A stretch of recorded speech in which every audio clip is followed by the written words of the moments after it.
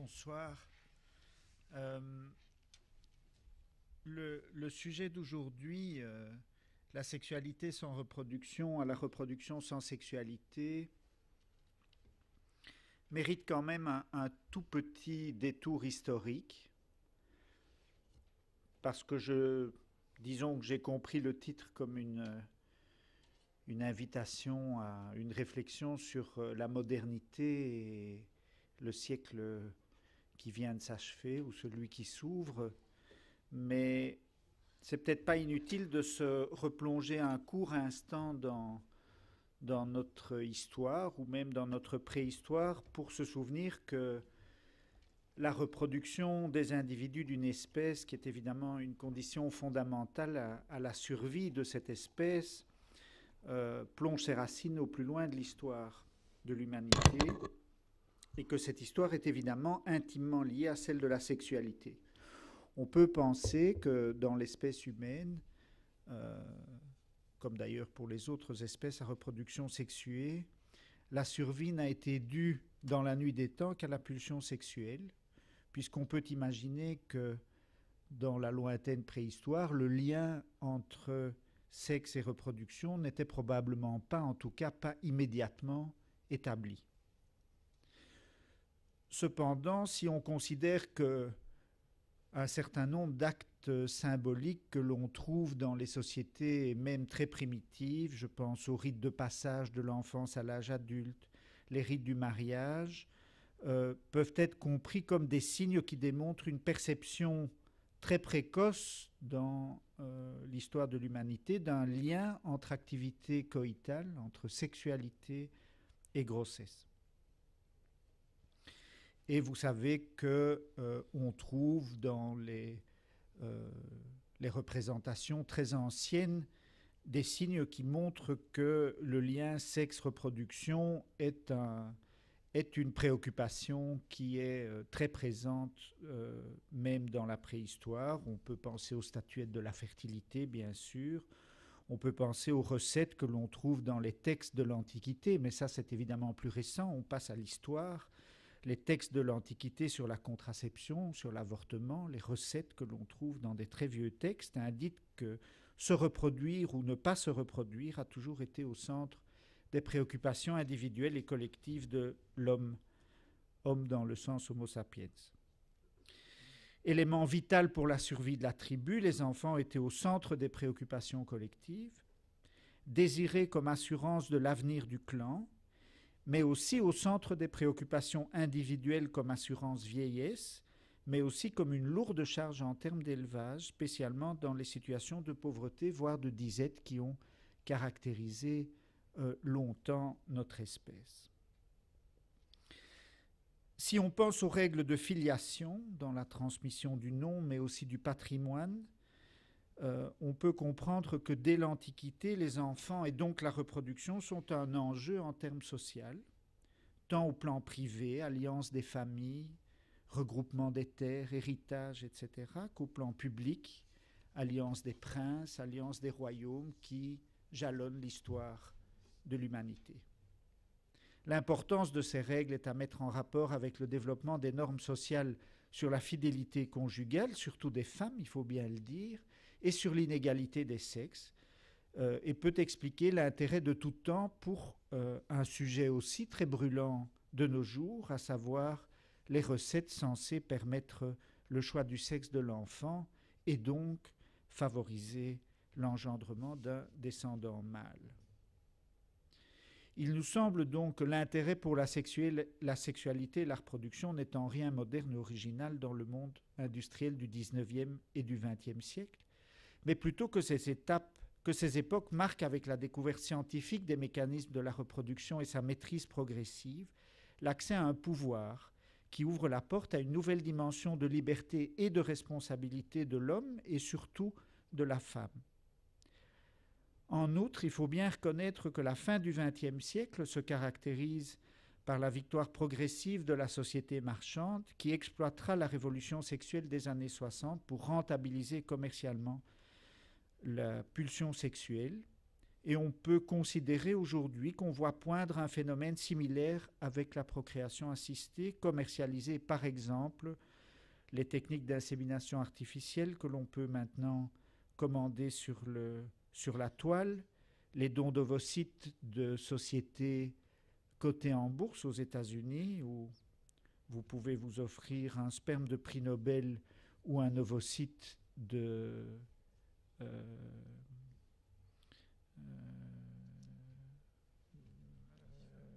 oui, de divin. Enfin, je pensais plutôt à Top Model et bien entendu les mères porteuses qui sont une activité qui est très insérée dans le circuit commercial et bien entendu les techniques de choix du sexe. Mais on peut quand même considérer que le marché que représentent ces activités-là n'ont strictement rien à voir en termes quantitatifs avec les chiffres avancés dans le circuit commercial du marché du sexe.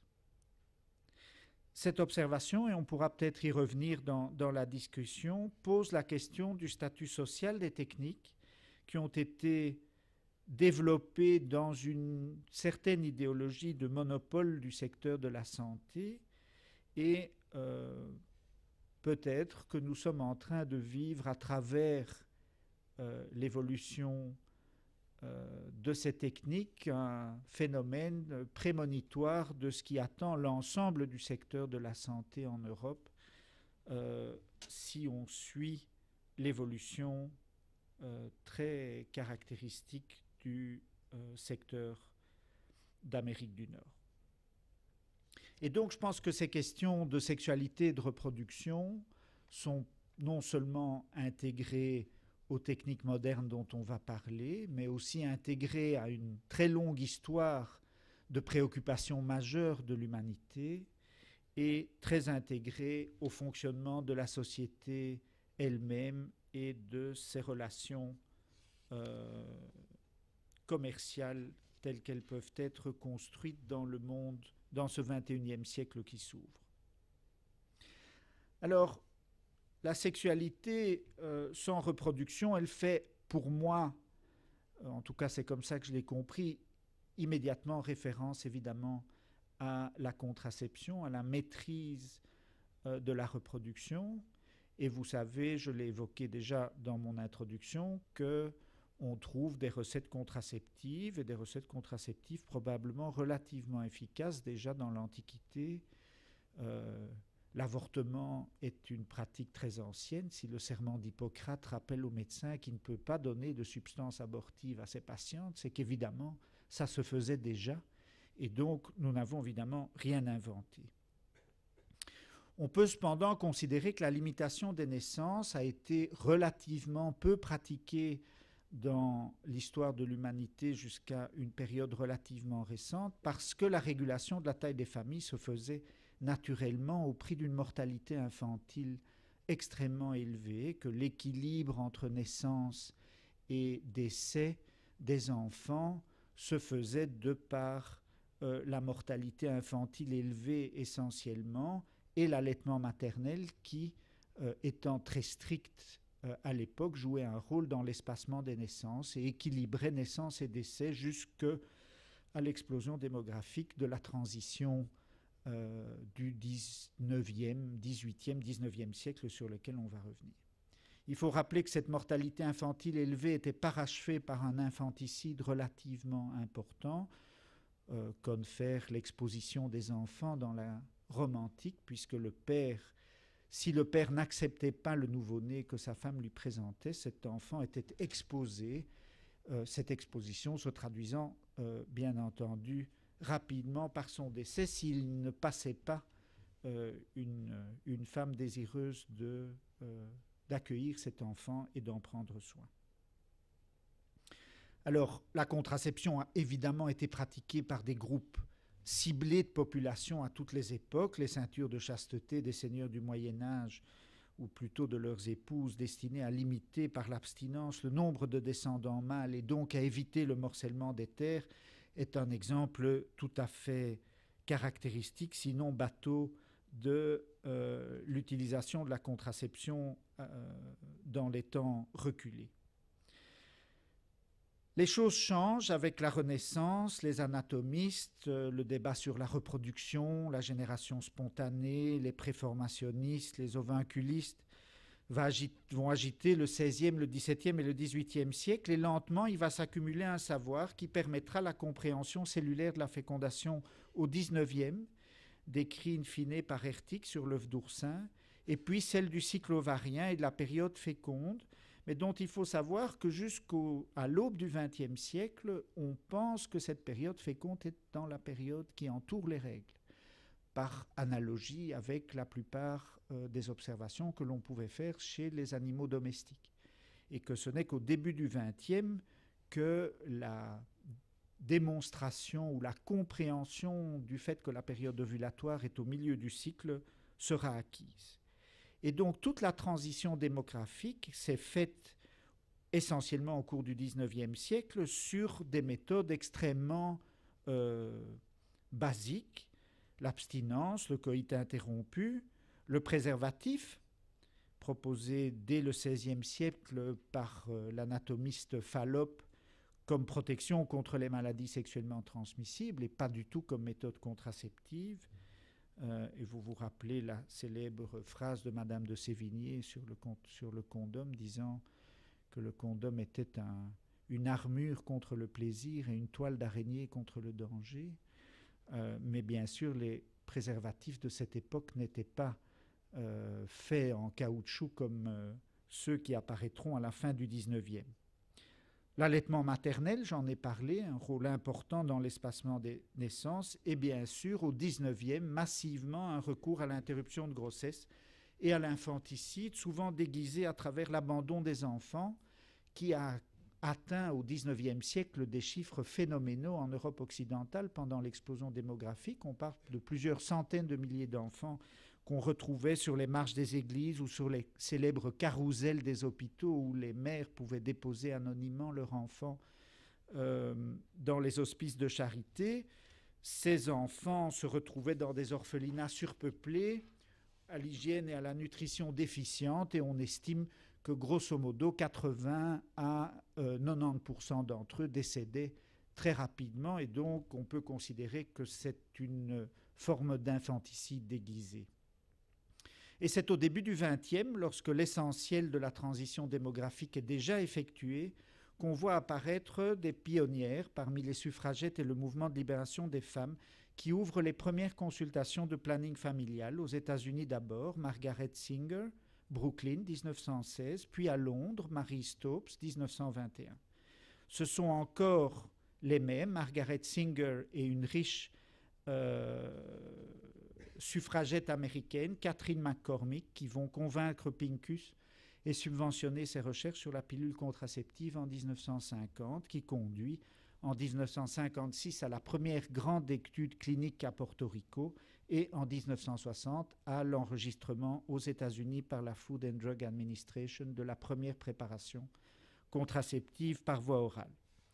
Quand, près de 10 ans plus tard, la pilule sera condamnée par le Vatican, la popularité est devenue telle que le phénomène est irréversible. Et c'est dans ce contexte qu'émerge la révolution sexuelle des années 60, qu'on peut considérer comme liée à la conjonction d'une série d'événements sociologiques. Maturité du mouvement féministe, certainement, croissance économique sans précédent qui renforce la place sociale des femmes extrêmement demandées sur un marché de l'emploi où la main-d'œuvre est cruellement déficitaire, essor des techniques modernes qui font aussi vaciller le pouvoir patriarcal qui est basé essentiellement sur l'autorité, sur l'expérience et sur la masculinité, et bien entendu la contraception qui, en dissociant sexe et reproduction, libère la femme de l'angoisse perpétuelle d'une grossesse non désirée et accélère un processus de libération des mœurs qui s'appuie aussi sur d'autres événements très caractéristiques de cette époque, dont la laïcisation de la société.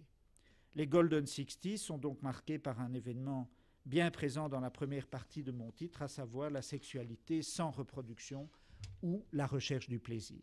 C'est dans ce contexte que se développent les grands mouvements de cette période, mouvement hippie, contestation pour la guerre du Vietnam et mai 68, dont il est peut-être pas inutile de se souvenir qu'il a démarré sur une revendication sexuelle, à savoir l'accès des garçons à la Cité des filles de Nanterre, qui a été le mouvement à l'origine du mouvement du 22 mars, pour les vieux comme moi.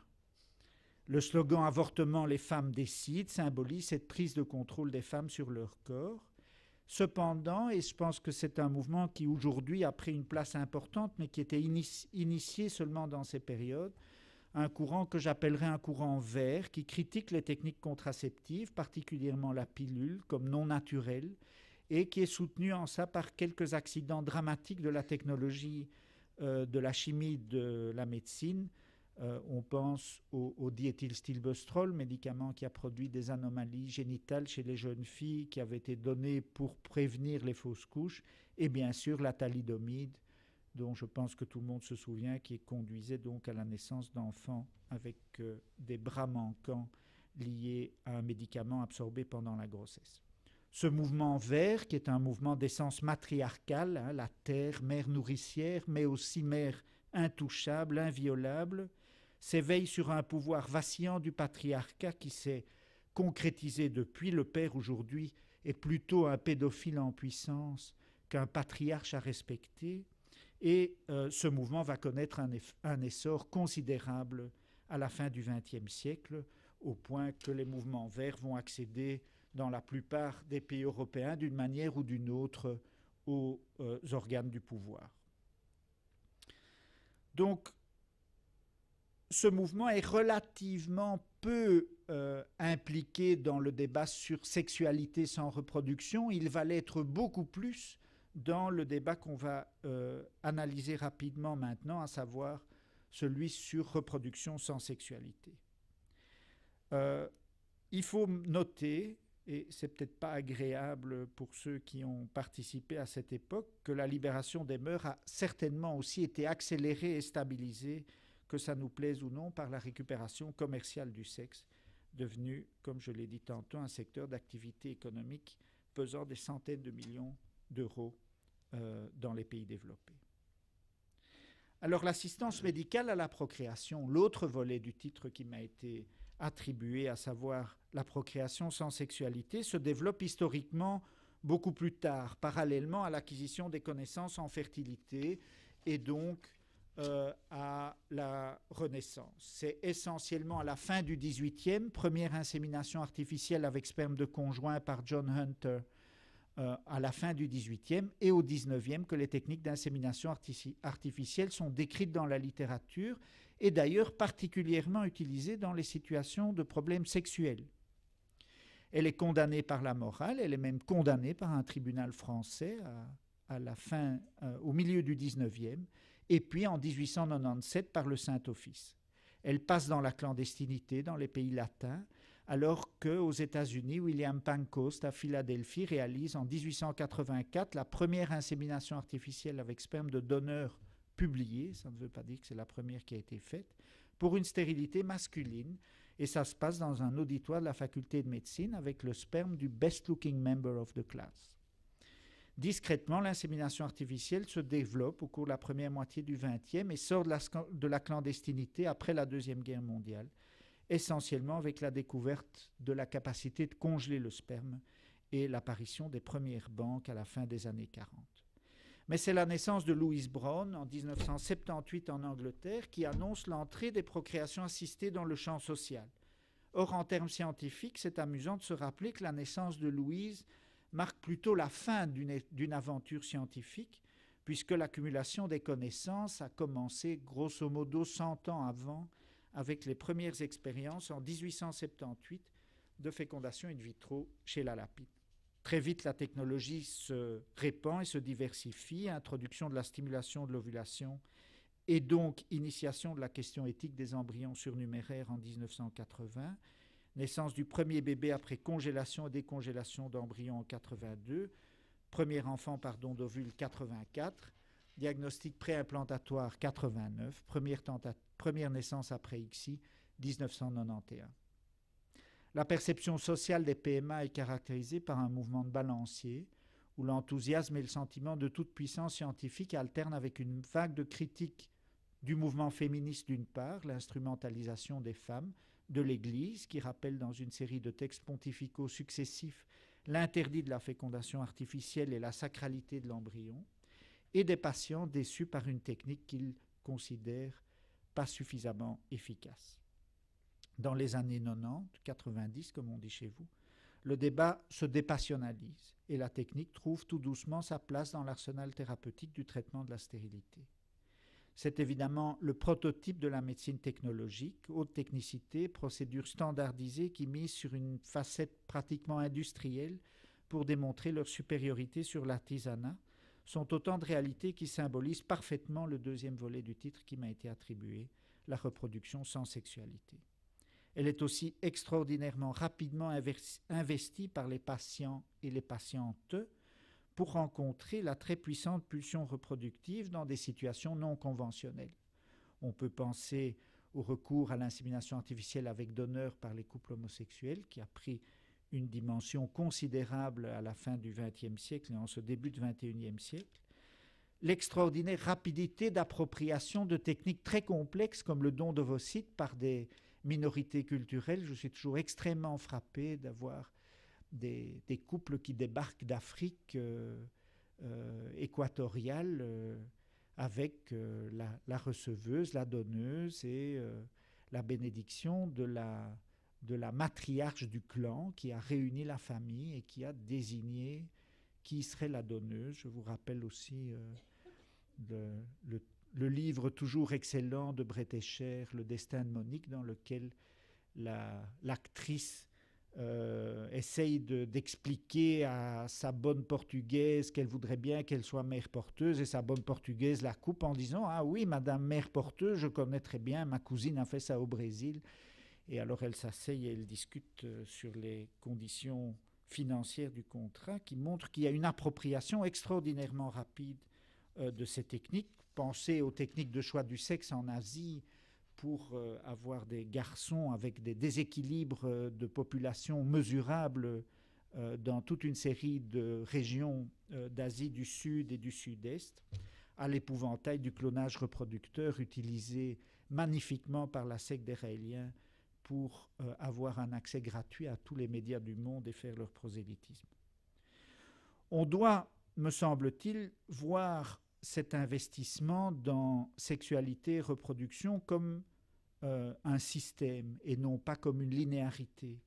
L'interaction entre société et technologie de la reproduction, que ce soit sur le versant procréatif ou que ce soit sous le versant contraceptif.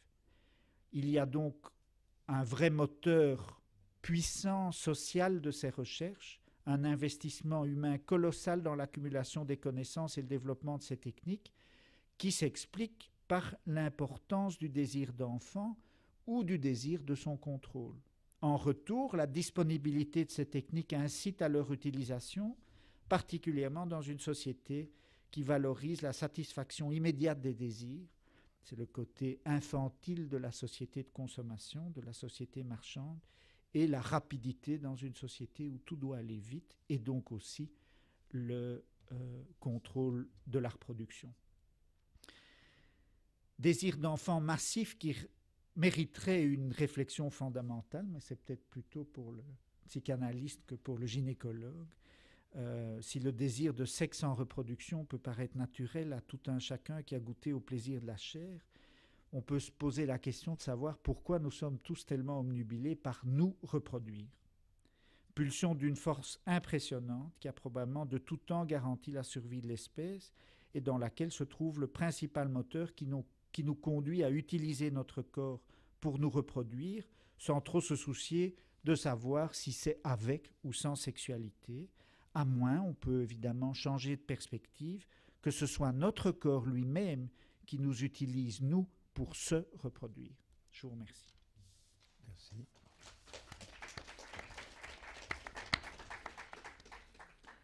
Bon, donc avec Yvon Angler, nous avons eu une approche, je dirais, historique, mais aussi très sociale de la question. Et je suis sûr qu'on aura une approche complètement différente avec Jean-Claude Pollack. Jean-Claude Pollack est médecin, il est psychiatre. Bon, lui aussi, je l'ai connu il y a longtemps. Et a longtemps travaillé dans une clinique de la région de Blois qui s'appelle la clinique de Laborde, où il y avait un certain nombre de médecins, de psychanalystes, de psychiatres qui essayaient d'inventer de nouvelles formes de leur métier et de l'approche de la psychopathologie. Et il a fait partie de ce mouvement. Et puis maintenant, il travaille dans un groupe à Paris qui réunit des psychiatres et des psychanalystes. Et je suis sûr qu'il continue la même réflexion et la même interrogation sur tout ça. Alors on lui a demandé de nous apporter sa dimension réflexive de psychanalyste et de psychiatre. Et donc je pense qu'on va aborder ces questions vraiment maintenant à un autre niveau. Jean-Claude. Oui, c'est vrai. Parce que, en effet, contrairement à la plupart des personnes qui ont parlé ici, je ne suis pas un homme de terrain. C'est-à-dire, je ne m'occupe pas physiquement, matériellement, de ce qu'il est convenu d'appeler la sexualité. Et du même coup, le terme lui-même de sexualité, pour moi, revêt toutes sortes d'autres significations et ne peut pas se limiter, bien entendu, à la question des rapports entre les sexes, des contacts corporels, du coït, des rapports entre les genres et de la reproduction. La sexualité déborde évidemment énormément dans mon esprit et dans ma pratique. Le champ des activités sexuelles, on pourrait dire. Donc, n'étant pas homme de terrain, je me pose effectivement la question aussi de ma relation avec le titre même du séminaire. Parce que, de mon point de vue, après ce que je viens de vous dire, la sexualité sans procréation ne pose aucun problème. On pourrait même dire que ça serait la règle. Hein. La sexualité ne se préoccupe pas fondamentalement, on pourrait peut-être répondre quand même à la question qui a été posée par Engler à la fin de son intervention. La sexualité sans procréation, on pourrait dire donc, il n'y a rien de plus évident. Par contre, la procréation sans sexualité, de mon point de vue, et du point de vue peut-être de la psychanalyse, est évidemment impossible. Rien n'est possible sans la sexualité. En fait, la sexualité est partout, tout le temps. Hein. Elle est immanente même à l'existence. Donc de ce point de vue-là, effectivement, en donnant cette dimension-là au terme de sexualité, on pourrait dire que la procréation est une forme très particulière de sexualité. Et la mise en jeu de la sexualité, alors on pourrait dire narcissique ou dépourvue de ses relations d'objets, très solipsiste, une sexualité autarcique éventuellement, mais quand il s'agit de procréation dont la limite évidemment la plus impressionnante est celle du clonage, mais on ne peut pas parler de procréation sans sexualité. La sexualité est toujours là quelque part, et même, on pourrait dire, dans la forme du clonage, elle est là au moins dans une espèce d'idéal d'identification au semblable, au même. Une espèce de vœu de gémellité absolue pour les individus qui désireraient se reproduire au sens plein du terme, se reproduire tel quel. Donc la sexualité est un concept en plus relativement récent. Foucault signale dans le fait que le mot lui-même est apparu probablement à la fin du XIXe siècle. Et évidemment, il désigne des choses assez différentes. D'une part, des anatomies, des mécanismes, des données biologiques, chimiques, biochimiques, des objets de science objectivables et sur lesquels les chercheurs peuvent travailler. Mais d'autre part aussi, des désirs, des plaisirs, des émois, des attitudes, des représentations, des images, des mots, des fantasmes, et ceux-là sont en général seulement recueillis dans un processus de parole. Donc la sexualité apparaît d'emblée comme une sexualité psychique, hein. Il n'y en a pas d'autre en tout cas pour les gens qui travaillent comme moi, et s'inscrit dans le champ du langage. On pourrait dire, pour simplifier les choses, que les savants, bien sûr, parlent avec leurs patients ou les objets de leurs études, mais ils s'intéressent énormément au voir, ils regardent beaucoup, ils observent. Ce sont des gens qui observent et qui modifient aussi les situations qu'ils observent, ce qu'on pourrait appeler l'expérience. Mais les autres, les psys, les psychiatres, les psychanalystes encore plus que les psychiatres, c'est-à-dire ceux qui font profession d'écouter, sont plutôt dans l'entendre. Hein. Et évidemment, cette approche très différente, qui méconnaît d'une certaine façon ce qui est observable et s'intéresse d'abord et avant tout au discours des gens, amène effectivement à découvrir le continent de la sexualité d'une façon un peu différente. Cela dit, cette opposition n'est pas aussi radicale qu'elle paraît. Par exemple, chez les psychanalystes, très tôt, avec Mélanie Klein, on pourrait dire, est apparue cette préoccupation de confronter les discours des adultes, névrosés par exemple, qui parlent éventuellement de leur sexualité et de leurs amours et de leurs sentiments, de confronter cela avec une observation des enfants, et pas simplement avec les mots des enfants. Mélanie Klein s'occupait de nourrissons, ils ne parlaient pas, mais elle les regardait faire, elle les regardait téter, se pelotonner contre leur mère, ou celle qui en faisait office, et c'est de cette confrontation, on pourrait dire, entre le discours des adultes et l'observation des enfants qu'est née toute une théorie extrêmement complexe et très très riche de, on pourrait dire, la genèse d'un certain nombre de maladies, de troubles, non pas simplement de la sexualité, mais de troubles du psychisme chez l'adulte. Toute une psychopathologie, on pourrait dire, analytique des adultes. Et alors ce mouvement a été, en s'amplifiant récemment, notamment avec l'apparition de tout un domaine éthologique, on pourrait dire, au regard des nourrissons, l'éthologie du nourrisson. Certains analystes ont même mélangé les genres, des gens comme Stern, par exemple, Daniel Stern, sont à la fois psychanalystes et éthologistes du nourrisson. C'est-à-dire, d'un côté, ils écoutent les adultes, ils écoutent les enfants, mais d'un autre, ils ne parlent pas du tout, ils n'interviennent pas et ils regardent. Ils se mettent même à l'extérieur, parfois avec des phénomènes avec des mécanismes de miroir sans teint, etc. Ils n'interviennent pas du tout. Donc on voit bien qu'il y a deux manières, on pourrait dire très tranchées, d'avoir affaire à la sexualité. Une qui apparemment se passe de toute relation avec l'objet, c'est-à-dire la personne à qui on a affaire, ou les groupes, et l'autre, au contraire, qui table presque uniquement, on pourrait dire, sur cette relation, et qui lui donne même cette qualité particulière dans la psychanalyse d'être une relation transférentielle, c'est-à-dire une relation dans laquelle celui qui s'enquiert de la sexualité de l'autre ne peut le faire qu'en mettant sa propre sexualité, on pourrait dire, en jeu dans la relation à l'autre, qu'il soit de son sexe ou pas. Cela n'a strictement aucune importance. Donc, c'est ceci peut-être que Foucault reprend sur un plan historique, pour revenir un petit peu sur ce résumé très, très intéressant qui vient d'être fait. Je crois que l'intérêt énorme, on pourrait dire, de ce livre, plusieurs livres regroupés, qui sont parus d'ailleurs à des dates différentes, sous le titre générique de Histoire de la sexualité, livre de Foucault, c'est justement faire la place, on pourrait dire, à l'intrusion des mots, la parole, du commentaire, de l'exégèse et des discours dans la vie sexuelle.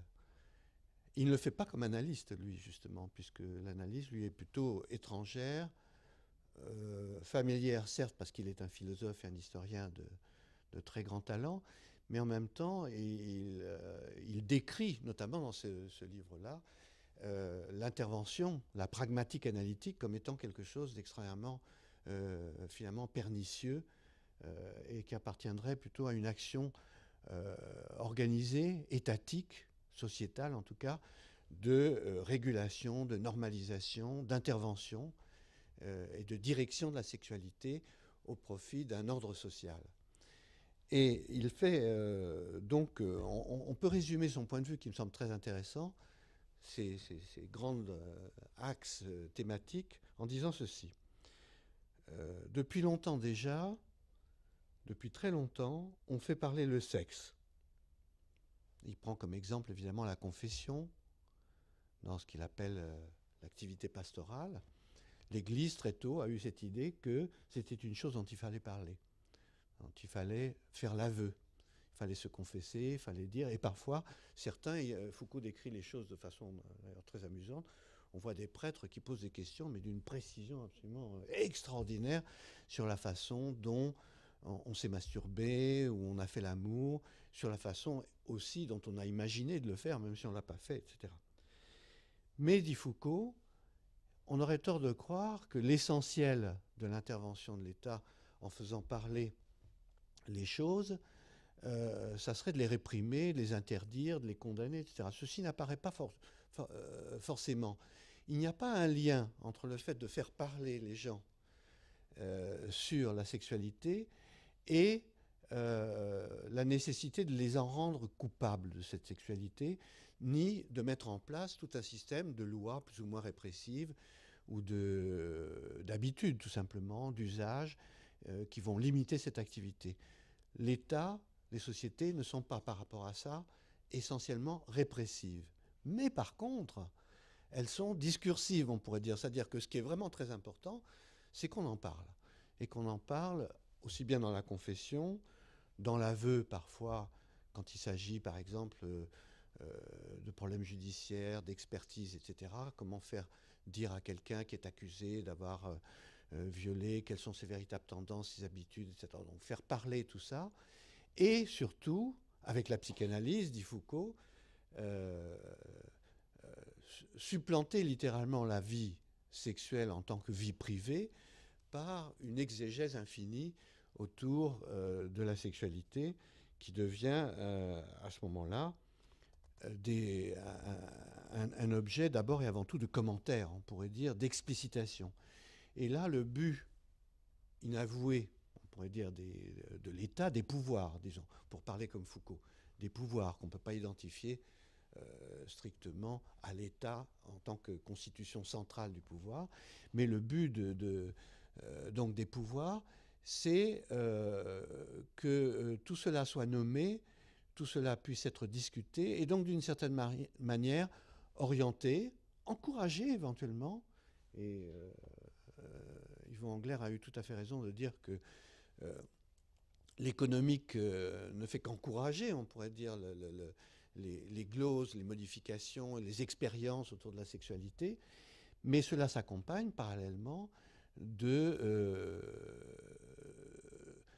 intentions qui ne sont pas uniquement économiques, on pourrait dire, dans leur détermination, mais qui appartiennent plutôt à ce que Foucault appelle, à juste titre, des phénomènes de subjectivation. C'est-à-dire il s'agit de construire véritablement, et chaque société est prise au fond par cette finalité-là, des sujets, au double sens du terme, c'est-à-dire des sujets qui sont sujets de leurs actes et de leurs pensées, mais aussi des sujets au sens de citoyens, hein, de gens assujettis en même temps qu'ils deviennent sujets. Sujets de leurs discours, sujets de leurs actions, et bons et loyaux sujets d'une société qui, par conséquent, va prendre de plus en plus en charge, d'une certaine manière, et pas uniquement pour des raisons démographiques ou des raisons économiques, la sexualité des personnes. Alors, qu'est-ce que c'est que cette sexualité ? Eh bien, pour la psychanalyse, pour Freud notamment, dans ces quelques écrits qui s'intéressent directement à la sexualité prend des dimensions extraordinairement larges, importantes. Elle déborde complètement les questions de la procréation, la génitalité, et il n'en parle pas, mais je me rappelle que quand Pierre-Henri Gouillon était venu parler ici, je lui avais fait remarquer de la salle que l'animal humain, en somme, du fait de sa non-soumission, de la non-articulation, on pourrait dire, du rut avec la fécondité, est un animal, on pourrait dire, sexuel en permanence. Il n'a pas cette limitation, on pourrait dire, qui fait que les éléphants ne s'accouplent que tous les 3 ans, pendant 5 jours. Et au moment où, effectivement, comme disaient déjà les observateurs à l'époque, la pari des éléphants a toutes les chances de donner des petits. Les humains sont totalement délivrés de ces limites. Et certains, on peut dire, du même coup, c'est l'animal sexuel par excellence de ce point de vue-là. Il est toujours, on pourrait dire, son désir, le désir des humains, n'est aucunement subordonné par le cycle physiologique et par le cycle menstruel et par toutes les problématiques et tous les mécanismes de l'ovulation. Donc de ce point de vue-là, on pourrait dire en effet, c'est l'animal le plus librement sexuel et le plus investi qu'on puisse imaginer dans la sexualité. Là-dessus, Pierre-Henri Gouillon m'avait dit non, il y a quelques singes quand même qui, par exemple, marquent leur territoire avec des conduites sexuelles, etc. Mais en même temps, il a dit, certes, c'est des conduites sexuelles qui ne vont pas jusqu'au bout. C'est-à-dire que manifestement, les conduites sexuelles de ces singes, dont j'ai oublié le nom, font qu'ils marquent leur territoire, mais sans prendre de plaisir. Il est évident qu'un mâle va montrer son pénis à un autre mâle qui s'approche un peu trop de son territoire. Il fait semblant, il y a une simulation de coït, et cela a la signification de « ici tu es chez moi, n'oublie pas, voilà, voici mon emblème, et donc tu dois t'écarter un peu de ce territoire ». Mais ça n'est pas une copulation au sens propre, en ce sens que manifestement, il n'y a pas de plaisir directement sexuel, il n'y a pas cette activité, il n'y a pas de pénétration d'ailleurs, il y a une simulation, une pure simulation. Donc la sexualité, pour Freud, est quelque chose d'immense. Et par exemple, chez l'enfant, il parle de la sexualité quand il examine simplement la tétée d'un nourrisson au sein. Il dit, quand on regarde, je ne reprends pas exactement ces termes, mais quand on regarde un bébé qui vient de téter, de boire son lait, l'air repu, satisfait et jouissif, on pourrait dire, qu'il a, cette espèce de plaisir, d'extase, même dans lequel il se trouve à la fin de la tétée, il n'y a pas de doute pour moi, dit Freud, qu'il s'agit là d'un fait de sexualité, de désir. Pour lui, c'est évident, on est dans le même ordre d'idées. Donc, du coup, il examine cette sexualité des enfants et il découvre, en effet, qu'elle est faite de relations de l'enfant à lui-même, par exemple, à certaines parties de son corps. Donc, il y a une sexualité qui n'implique même pas de l'autre, mais des parties de soi-même, un rapport à des objets partiels. On ne peut pas dire que la sexualité de l'enfant, par exemple, au stade oral, quand il suce le mamelon de sa mère ou de sa nourrice, soit une sexualité entre l'enfant et sa mère. Mélanie Klein, Freud, etc., disent c'est entre la bouche, au fond c'est un mécanisme qui s'instaure presque machiniquement, c'est un terme qui sera repris plus tard par Deleuze et Guattari. Il y a une relation machinique, on pourrait dire, entre la petite machine bouche et la petite machine sein, avec un passage de flux entre les deux, et cela constitue une première articulation de désir, on pourrait dire, et un premier enjeu de sexualité. Donc il y a des sexualités qui sont non génitales, bien entendu, elles sont même extraordinairement nombreuses, et l'arrivée de la génitalité, proprement dite, avec la maturation de la puberté, etc., ne les invalidera pas.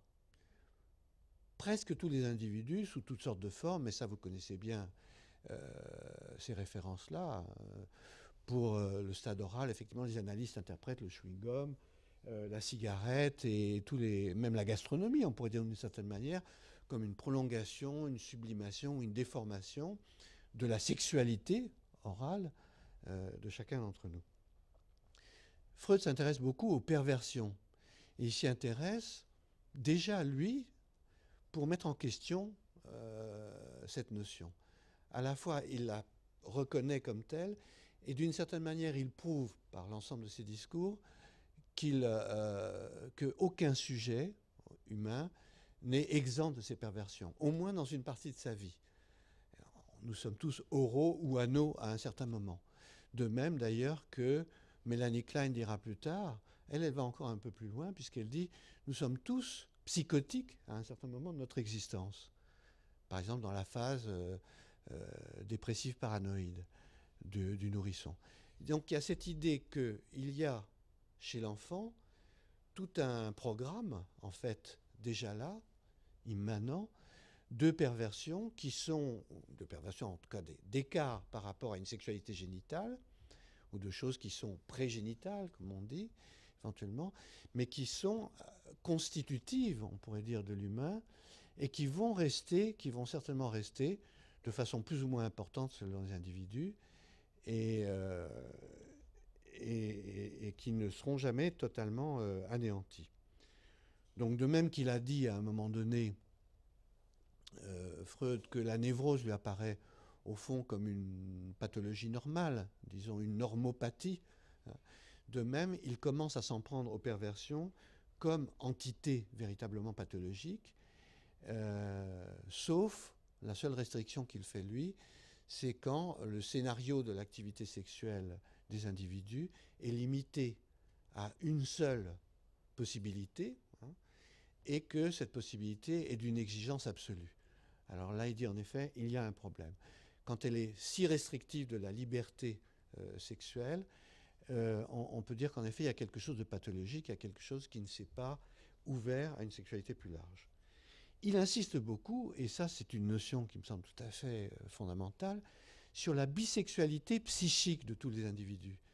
C'est-à-dire que dans son esprit, les deux genres coexistent véritablement. Bon, il fait des démonstrations à partir de la biologie et de l'anatomie, mais on n'est pas obligé de le suivre sur ce plan, en disant que de même qu'il y a des restes, on pourrait dire, anatomiques et biochimiques de l'identité des deux sexes dans chacun des deux sexes, de même on peut dire que même si l'hermaphrodisme biologique, anatomique et physiologique est extrêmement rare chez l'humain, l'hermaphrodisme psychique est la règle, là aussi. Au contraire, on peut dire qu'il n'y a pas d'homme ou de femme qui ne soient, du point de vue de leur sexualité, et hommes et femmes. Et ça a été repris plus tard par Deleuze et Guattari dans l'Anti-Édipe, qui imagine, d'ailleurs pour faire une représentation presque topologique de cette bisexualité psychique, que les deux sexes, les deux identités, les deux genres, on pourrait dire, sont coexistants dans chaque individu, mais séparés. Et ils imaginent que le masculin et le féminin sont là. Ils existent, aussi bien chez les hommes que chez les femmes, mais ils sont séparés. Et ils ne communiquent pas entre eux. Donc de ce point de vue-là, on est en effet loin de l'hermaphrodisme de l'escargot, par exemple. Il n'y a pas de communication possible. Cette communication entre la partie masculine et la partie féminine du psychisme, du désir dans chaque humain, ne peut se faire que par le passage par un autre individu, lui-même bisexué et porteur de ces deux identités contiguës. Qui fait que les formes de relations, je n'ai pas fait le calcul mathématique, mais les formes de relations possibles entre hommes et femmes sont au moins 6, peut-être 8, hein, à la base, on pourrait dire, du système, et qu'on en vient à pouvoir dire, par exemple, qu'il existe probablement, et ça, j'ai pu le vérifier, moi, dans ma pratique, des femmes PD, entre guillemets, et des hommes lesbiennes. Ça n'est pas du tout incompatible avec cette hypothèse-là. Et ça, c'est une notion que je trouve tout à fait passionnante parce que, en effet, dans la pratique, on voit bien que deux femmes peuvent avoir, par exemple, une relation homosexuelle entre elles, en tant que chacune d'elles se sent ou s'identifie plutôt à un homme, ou que l'une des deux s'identifie à un homme et l'autre reste femme,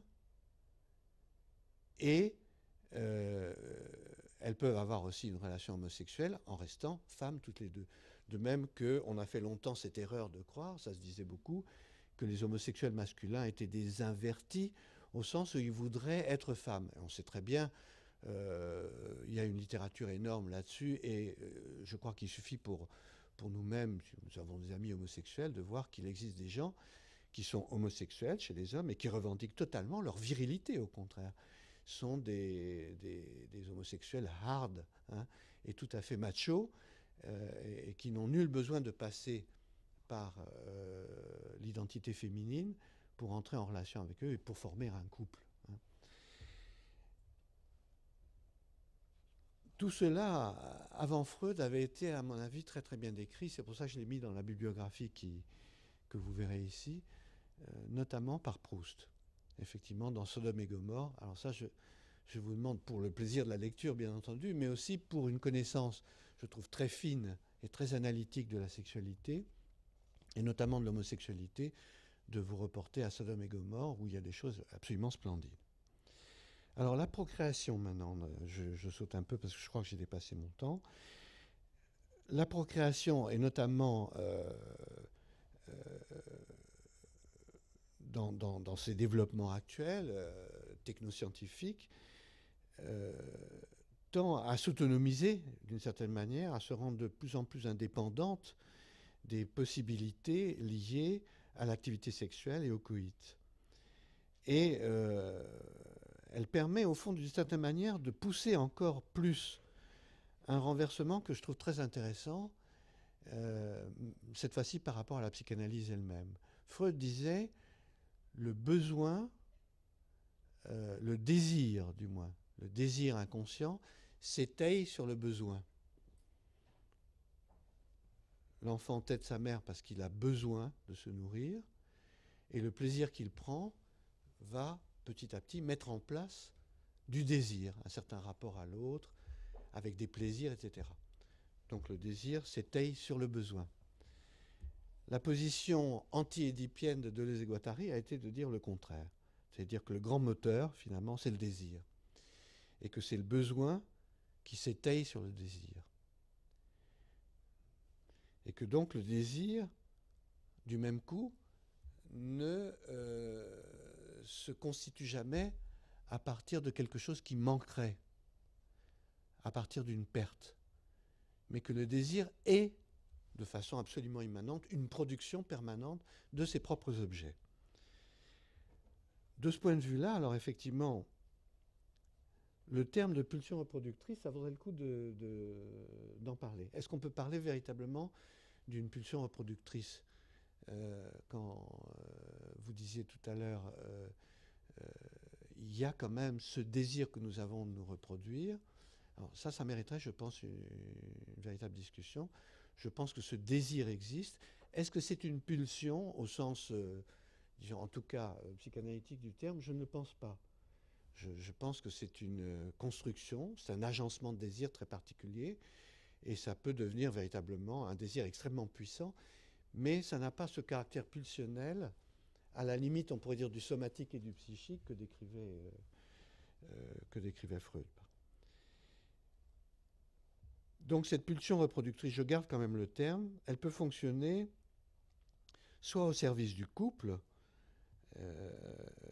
et à ce moment-là aboutir à un être qui n'est ni la reproduction semblable, ni le même du père, ni le même de la mère, soit sur un mode beaucoup plus narcissique, comme je le disais tout à l'heure, on pourrait dire, ou beaucoup plus angoissé. Ça, je ne répondrai pas à cette question quasi métaphysique, qu'est-ce qui fait qu'on a envie d'avoir des enfants? C'est une question philosophique fondamentale, évidemment. On pourrait y répondre en disant il s'agit quand même de survivre comme on le peut, hein, au-delà de sa propre mort. Bon, c'est ce que disent les philosophes comme principe de base. Une consolation, disons, hein, quelque chose qui rend la mort supportable, c'est de se prolonger malgré tout, et même matériellement, dans un autre être. Voilà, j'ai juste quelques mots à dire sur parce que je trouve que c'est une question absolument fondamentale. C'est justement ce que vous avez dit sur les pouvoirs, sur la politique, etc. Je trouve ça tout à fait important.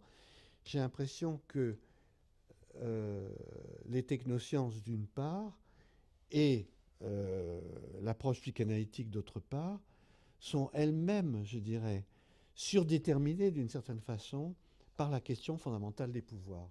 C'est qu'on a véritablement l'impression que, quelles que soient les techniques et quelle que soit l'idée qu'on se fait de l'inconscient, de la structuration de la sexualité chez le sujet, ce qui est sans arrêt en position d'orienter finalement cette sexualité et d'opérer des mutations, appartient en en dernier mot, on pourrait dire aux politiques au sens large, mais pas forcément, effectivement, à la politique d'État.